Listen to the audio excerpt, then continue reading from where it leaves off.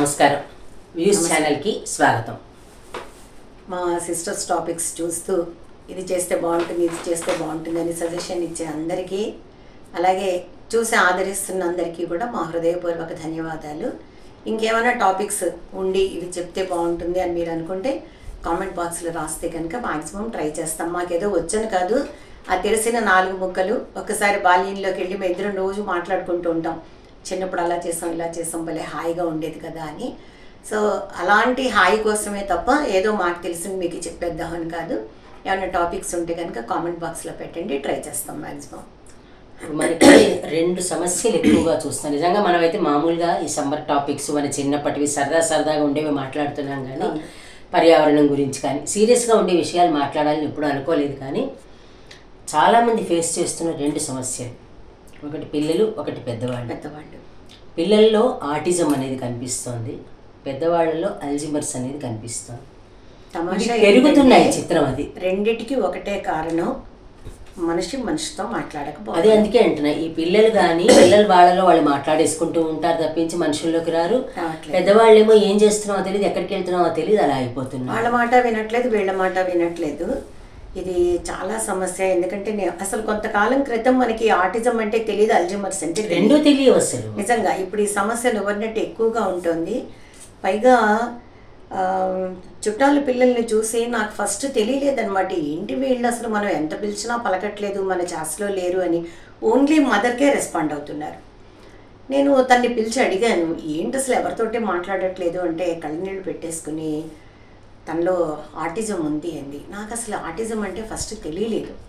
అప్పుడు అర్థమైంది, వాళ్ళు మనకి వినకపోవడము, వాళ్ళలో వాళ్ళే మాట్లాడేసుకోవడం, మన ఛాస్లో లేకపోవడం, వాళ్ళ దగ్గర ఉన్న వస్తువు ఏదైనా మనం తీసుకున్నాం అనుకో మనకు తెలియక వాళ్ళు వైల్డ్గా బిహేవ్ చేయడము, ఇవన్నీ చూసి బాగా అనిపించి చూశాను నేను.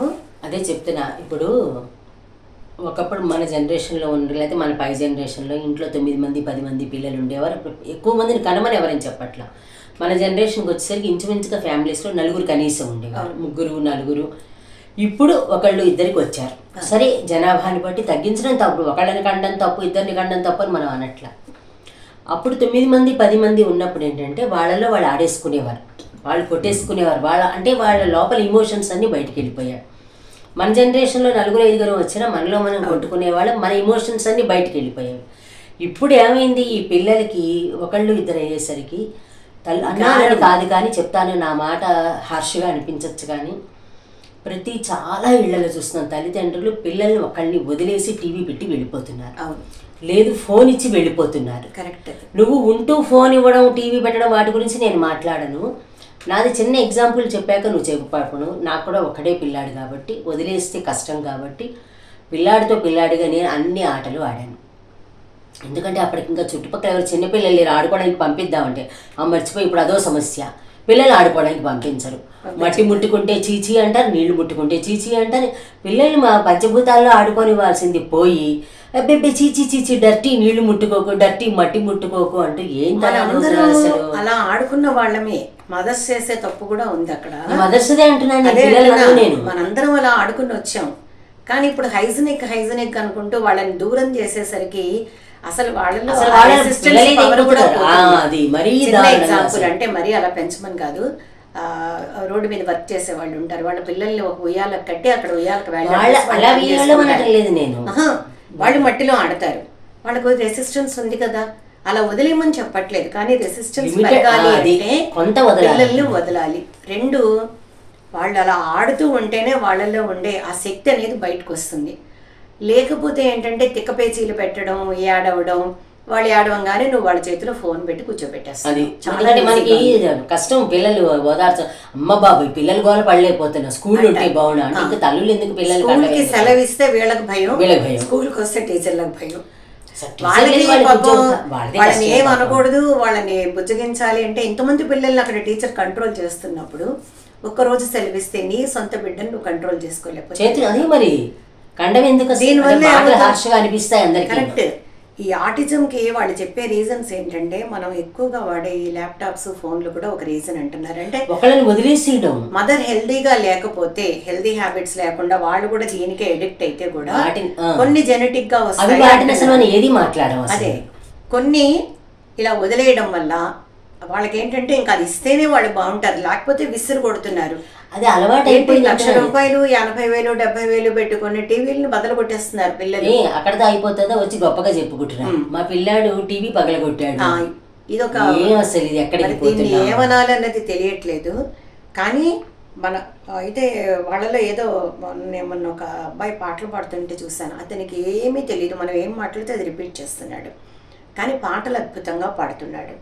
ఆ తల్లిదండ్రి కళ్ళనీళ్ళు పెట్టుకుంటున్నారు, ఎందుకంటే పిల్లాడికి మరో ప్రపంచం లేదు, విన్న పాట విన్నట్టు పాడేస్తాడు. ఇందులో వచ్చాడు, ఇది సోనీలో ఇండియన్ ఐడల్ లాంటి కార్యక్రమంలో అతను పాడుతున్నాడు, పెద్దవాడే, కానీ మన లోకంతో ప్రపంచంతో సంబంధం లేదు. ఆటిజం కూడా రకరకాలు ఉంది. సో దాన్ని మన పిల్లలు అలా ఉంటే నిజంగా మనకి చాలా బాధ, అసలు చాలా బాధ. ఎవరిని మనం అలా వెళ్లకుండా ఉండాలి అంటే ఇప్పుడు ఫస్ట్ డాక్టర్ దగ్గరికి తీసుకెళ్ళగానే పిల్లాడు బాగున్నాడా లేదా అడగాల్సి వస్తుంది, ఎందుకంటే చాలా ఎక్కువైపోయింది ఇది. అందుకని చెప్పు అదే పిల్లల మీద శ్రద్ధ పెట్టాలి తల్లిదండ్రులు. ఇక్కడ ఏంటంటున్నానంటే నువ్వు ఒకటి జాయింట్ ఫ్యామిలీలో ఉండొచ్చావు, నువ్వు అత్తగారు మామగారు తోటి కూడా లేకపోతే చుట్టాలతో, అంటే ఇంచుమించు ఇంట్లో ఒక 10 మందిలో 15 మందిలోను ఉన్నప్పుడు నీకు అసలు ప్రాబ్లం లేదు, నువ్వే ఆడించాలని లేదు, వాళ్ళు ఆడించుకుంటారు. ఇక్కడ ఆటిజంతో పాటు రెండోది కూడా చెప్తా, ఇలా సందర్భం వచ్చింది కాబట్టి. ఒకప్పుడు ఉమ్మడి కుటుంబాలు ఉన్నప్పుడు, ఇప్పుడైనా ఎప్పుడైనా ఉమ్మడి కుటుంబాల్లో కొట్టుకోరని నేను అన్ను. సింగిల్ ఫ్యామిలీగా ఉంటున్నాం, మొగుడు పెళ్ళం పిల్లలు ఎక్కడైనా కొట్టుకుంటాం, ఫ్రీడమ్ ఉండాలి. అది కొట్టుకుంటున్నారు అనుకుంటున్నాం, కానీ ఒక తాత, ఓ తండ్రి, ఒక కొడుకు, అంటే కొడుకు అంటే నా ఉద్దేశం 3 తరాలని, 3 తరాలు ఉన్నప్పుడు తాతకేమో నేను ఒకసారి డాక్టర్ పాలపర్తి శ్యామలానంద ప్రసాద్ గారితో మాట్లాడినప్పుడు, ఆయన అచ్చతెలుగు అవధాని, ఆయన చెప్పింది ఏంటంటే మనవలతో ఆడుకుంటే బీపీ షుగర్ రావట్లేదు అన్నారు ఆయన. నిజం అది. ఎందుకనంటే వాళ్ళకి వీళ్ళకి సరిగ్గా కుదురుతుంది. తల్లిదండ్రులకి ఏంటంటే ఎంతసేపు పిల్లల్ని జాగ్రత్తగా పెంచాలని బాధ్యత ఎక్కువ ఉంటుంది వాళ్ళకి. బాధ్యతతోటి పిల్లల్ని కొట్టచ్చు, తిట్టచ్చు, పనిష్మెంట్స్ ఇవ్వచ్చు. తాతకేంటి ప్రేమ చూపించడమే అవుతుంది. అంత వ్యవస్థని మనం ఏర్పాటు చేసుకుంటే మనం కొలాప్స్ అయిపోయాం పూర్తిగా. తాతలు కూడా ఏమైపోతున్నారు పాపం, ఇప్పుడు అల్జిమర్స్ అన్నది అందుకే కరెక్ట్ చేశాను. తాతలకి వాళ్ళ నోట్లో మాట మాట్లాడడానికి ఎవరు దొరకట్లేదు, అంటే పై జనరేషన్ అని. అసలు ముందు పిల్లల్ని పిలిచి మాట్లాడాలంటే భయం, ఎందుకని పిల్లల్ని పాడు చేసేస్తున్నారు. అది మనందరం తాతయ్యల దగ్గర నాయనమ్మల దగ్గర కూర్చుని ఎన్నో కథలు చెప్పించుకున్నాం. కథ అంటే టీవీలో ఒక చూపించడమే తప్ప ఇంటరాక్షన్, హ్యూమన్ ఇంటరాక్షన్ అనేది లేకపోతే మాత్రం, చిన్న ఎగ్జాంపుల్, నీకు ఒంట్లో బాగాలేదు, పడుకుని ఉన్నావు, ఓ టాబ్లెట్ వేసారు వెళ్ళిపోయారు, మళ్ళీ టైంకి వచ్చారు జ్యూస్ ఇచ్చారు వెళ్ళిపోయారు, నీకు తగ్గదు. నీ దగ్గర కూర్చొని నీకు ఎలా ఉంది, కాస్త తగ్గిందా అని అడగగానే ఒక డిగ్రీ టెంపరేచర్ మనకి తగ్గిపోతుంది. ఎందుకంటే we want that love and affection. లోపల ఉన్న బాధ అంతా బయటికి వెళ్ళిపోతుంది. అది పిల్లల్ని 24 గంటలు చదివేవా లేదా, హోంవర్క్ చేసావా లేదా, ఈ గోల తప్ప కాదే. అసలు వాళ్ళతో పాటు మనం చదువుకోలేదా? ఇప్పుడు మన పెద్దక్క చదువుకోలేదా? మన పెద్ద తరాలు చదువుకోలేదా? 24 గంటలు పుస్తకాలు అసలు మనకి హోంవర్క్ ఎక్కడుంది? ఇప్పుడు వాళ్ళతోటి పోలిస్తే నువ్వు టీచింగ్ లోకి వెళ్ళావు కదా, నీ స్కూల్లో నీ పిల్లలు లేకపోతే నేను కాలేజీలో చెప్పిన పిల్లలు 100 మార్కులు తెచ్చుకున్న వాళ్ళని పిలిచి నేను నా అనుభవం చెప్తాను. ఇక్కడ సందర్భం కాకపోయినా కూడా పోయం అని రాయమని అడిగాను నేను. పోయమ్స్ ఏమంటే డిగ్రీ పిల్లలు చెప్తున్నాను నేను. పోయం స్పెల్లింగ్ POEAM అని అడిగారు నన్ను. అసలు దేర్ అంటే THEIR THEREనా, ఆర్ అంటే ARER ORR. ఇదే చదివేవాళ్ళు బట్టి మా పిల్లాడికి 500కి 500 వచ్చేసాయి, 600కి 600 వచ్చేసాయి. అసలు ఒక్క 5 నిమిషాలు తల్లి కానీ తండ్రి కానీ కూర్చొని వాళ్ళతో ఒక్క పేరా చదివిస్తే చాలు, చాలా చక్కగా వస్తుంది. పిల్లలు హోంవర్క్ చేసేటప్పుడు నువ్వన్నట్టే అది జాయింట్ ఫ్యామిలీ ఎక్కువ మంది ఉండడం వల్ల నాకు ఎక్కువసేపు వాళ్ళ దగ్గర కూర్చునే అవకాశం ఉండేది. చెప్తున్నాను, ఎవరో ఒకళ్ళు రావడం, నేను వాళ్ళతో ఎంగేజ్ అయిపోవడం, వీళ్ళు హోంవర్క్ చేయకపోతే మళ్ళీ స్కూల్లో దెబ్బలు తింటారు. చదువు వచ్చిందా రాలేదో చెప్పు. 5 నిమిషాలు వాళ్ళతో కూర్చుని నేను కూడా హోంవర్క్ మొదలు పెట్టేదాన్ని. వాళ్ళు చేసే హోంవర్క్ నేను రాస్తాననేదాన్ని. మన ఇద్దరులో ఎవరు ఫస్ట్ రాస్తారా అని నేను కావాలని స్లోగా రాసేదాన్ని. అంటే అలాగే చెయ్యాలి. వాళ్ళకేంటి గబగబా చేసేస్తే ఆడుకోవచ్చు. ఒకటి అమ్మకంటే నేను స్పీడ్ గా రాసానా, ఆ టెండెన్సీ ఉంటుంది కదా, అలాగే ప్రవర్తించాలి. అదే చెప్పాను, నేను ప్రాక్టికల్ గా చేసిందే మీకు చెప్తున్నా. టీచర్స్ కి చెప్పేదాన్ని, పేరెంట్స్ మీటింగ్ లో చెప్పేదాన్ని. మా అబ్బాయితో నేను అలా రాయించాను. సో అమ్మకంటే వాడు బాగా రాయాలనుకున్నట్టు రాశాడు. అట్లా ఒక 2 ఏళ్ళు నేను కూర్చున్నాను. నెక్స్ట్ ఇయర్ నుంచి అసలు నేను కూర్చోవాల్సిన అవసరం లేకుండా కంప్లీట్ హోంవర్క్ అన్ని కూడా చేసుకున్నట్టు వాళ్ళకి ఇప్పుడు ఇంత మందిలో ఉన్నారు, హాయిగా ఆటిజం లేకుండా హ్యాపీగా ఉన్నారు, శుభ్రంగా ఉంది. మనం ఒక్కటే పద్మ చెప్పేది, ఆటిజం ఈ అల్జిమర్స్ రెండు కూడా రావడానికి మిడిల్ జనరేషనే కారణం. అంటే ఎల్డర్ జనరేషన్ని నెగ్లెక్ట్ చేస్తున్నాము, చిన్న జనరేషన్ని ప్యాంపర్ చేస్తున్నాం. గారం అంటే గారం పనికొచ్చే గారం కాదది. దెబ్బలు కొట్టమని చెప్పం, మనము ఏమీ చెయ్యం. వాళ్ళని ఎంతవరకు వాళ్ళ బుర్రతో ఆలోచించనివ్వాలి, అలాగే వాళ్ళని మాట్లాడుతూ ఉండనివ్వాలి. అసలు పెద్దవాళ్ళని పలకరించాలి. చిన్న చిన్న మీకు ఎందుకండి, మీరు మాట్లాడకండి, ఏం తెలుసు. 4 సార్లు అయ్యేసరికి వాళ్ళు మాటలు మర్చిపోతారు. తర్వాత వాళ్ళలో వాళ్ళు పడిపోతారు, గుర్తుపట్టకపోవడం, అది కూడా మనకి సమస్య. మళ్ళీ వాళ్ళని తీసుకుని తిరుగుతూ ఉండాలి.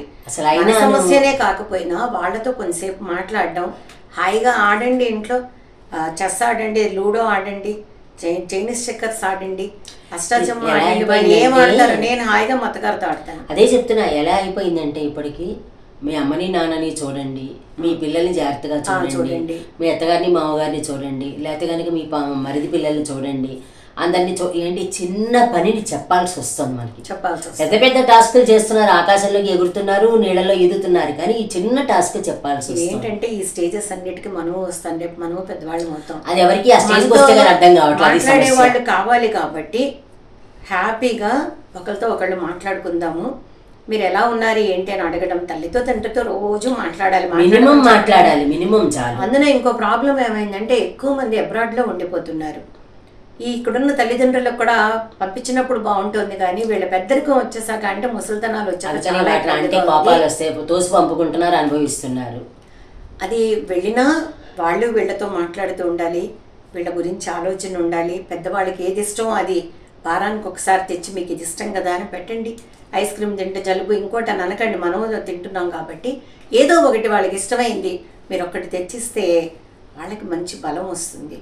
చిన్న పిల్లలతోటి కూడా మీరు ఆడండి, పిల్లలతో పిల్లలు అయిపోయి ఆడడంతో పాటు ఇప్పుడు అన్నట్టుగా ఒకవేళ పెద్దవాళ్ళతో కలిసి ఉండడం వేరే కారణంగా కుదరకపోతే మనవల్ని తీసుకుని సమ్మర్కో ఏదో ఒక టైంలో పెద్దవాళ్ళని తీసుకెళ్ళండి. వాళ్ళిద్దరిని కలిపితే వీళ్ళకి ఆటిజం రాదు, వాళ్ళకి అల్జీమర్స్ ఉండదు, హ్యాపీగా ఉంటారు. మీరు మధ్యలో దొరకండి, మనకి టెన్షన్ ఉండదు.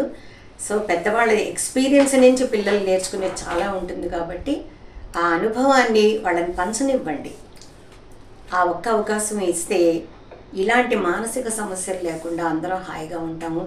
మనం అనుకున్నట్టే సర్వే జన సుఖినో భవంతు. కాబట్టి పిల్లలు ఆరోగ్యంగా ఉంటేనే మనం ఆరోగ్యంగా ఉంటాం అన్నది గుర్తుపెట్టుకుని ఈ సమస్య పెద్దవాళ్ళు మనకి జీవితాన్ని ఇచ్చిన పెద్దవాళ్ళని, మన కంటికి రూపాలైన పసిపిల్లల్ని ఇద్దరిని కూడా మధ్య జనరేషన్ వాళ్ళు చాలా ప్రేమగా చూసుకుంటే వాళ్ళకి అల్జీమర్స్ రాదు, వీళ్ళకి ఆటిజం రాదు, హ్యాపీగా ఉంటాం. ఉమ్మడి కుటుంబం కుదిరితే ఉండండి, కుదరకపోతే కలుస్తూ ఉండండి, కలవండి. ఎవరి వీలుని బట్టి వాళ్ళు ఉంటారు కాబట్టి కలవడం అనేది ప్రధానం, మాట్లాడినివ్వడం అనేది ప్రధానం. రెస్ట్రిక్షన్స్ పెట్టకండి ఎవరికి, అందరూ మనుషులు అనే విషయం గుర్తుపెట్టుకుందాం. ఇది ఈరోజు మా టాపిక్, ఇది అల్జీమర్స్, దీని మీద మాట్లాడాము. మీకు నచ్చినట్టయితే మీ కామెంట్ పెట్టండి, అలాగే లైక్ చేయండి, షేర్ చేయండి, సబ్స్క్రైబ్ చేయండి. మీరు ఇంకేమైనా టాపిక్స్ అక్క చెప్పినట్టుగా మీరు ఏమైనా ఇంకా టాపిక్స్ ఉంటే కనుక పంపిస్తే వాటి మీద కూడా మాకు చేతనైన విధంగా మేము మాట్లాడతాం. నమస్కారం.